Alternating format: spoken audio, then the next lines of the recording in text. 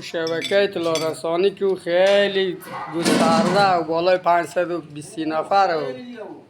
اونجا کلی به الخواه گروه پروشنی خصوصی باز انشاءالله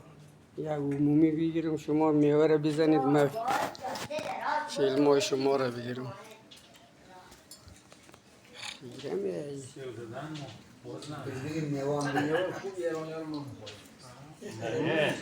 برات کربلای خوش آمدی از کشور سویدن دعوتی برادر قوم ما را دعوت کرده